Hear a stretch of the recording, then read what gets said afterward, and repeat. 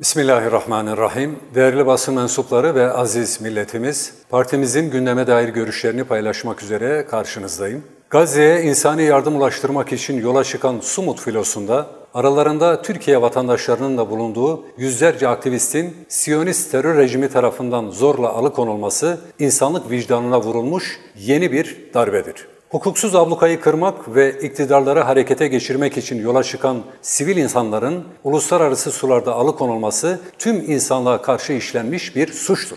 Bu açık suça rağmen uluslararası kamuoyunun sessizliği, küresel sistemin Gazze halkını korumakta olduğu gibi vicdan sahibi insanlara sahip çıkmada da tam anlamıyla aciz kaldığını göstermiştir. Denizde ve karada sınırsız saldırı imtiyazı tanınan işgalcilerin bu pervasızlığı, küresel adalet mekanizmalarının çöküşünü ve siyasi ikiyüzlülüğü ifşa etmektedir.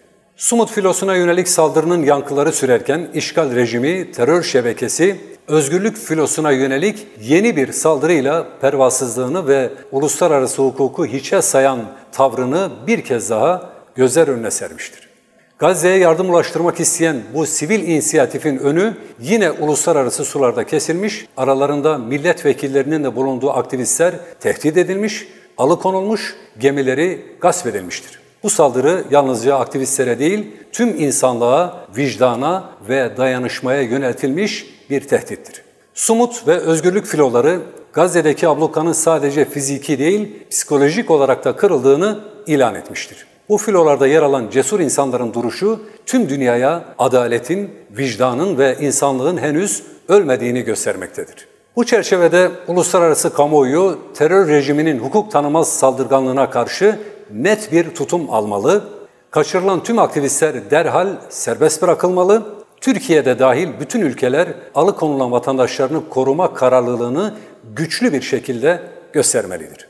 Değerli basın mensupları, emperyalizmin 100 yıl önce İslam dünyasının tam kalbine bıraktığı Siyonist yayılmaya ve katliamlara devam etmektedir. Gazze'de her geçen gün yüzlerce kadın ve çocuk katledilmektedir. Sırtını küresel emperyalizme dayayan azgın rejim son 2 yılda 7 İslam ülkesini bombalayarak bir seri katil gibi hareket etmektedir. Filistin, Lübnan, Suriye, Irak, İran, Yemen ve Katar'dan sonra Gazze'de açlıktan ölen bebeklere süt, mama ve oyuncak taşıyan küresel merhamet filosu Sumut'ta saldırıya uğradı.